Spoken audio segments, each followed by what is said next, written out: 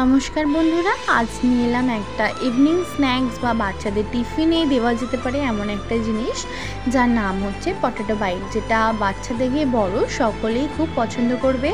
অথবা আপনারা এটা গেস্ট আসলে দিতে পারেন, অথবা বৃষ্টি হলে বানাতে পারেন। বাড়িতে খুব অল্প জিনিস দিয়েই বানানো যেতে পারে। প্রথমেই নিয়েছি আলু সিদ্ধ 6টা নিয়েছি, মাঝারি সাইজের আলু। কর্নফ্লাওয়ার নিয়েছি 100 থেকে 150 গ্রামের মধ্যে।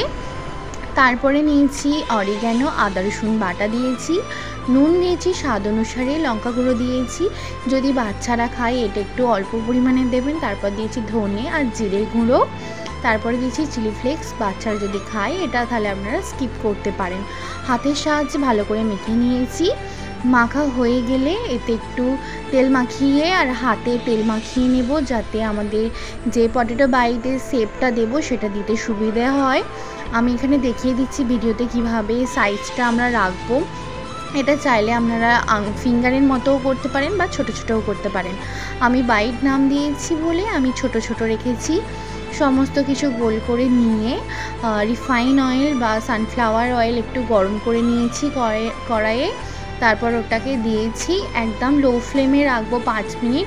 উল্টে পাল্টে নিয়ে যখন হালকা এরকম রং চলে আসবে তখন ফ্লেমটা জোরে দিয়ে দেব বা ফ্লেমটা একটু মিডিয়ামে নিয়ে আসবো।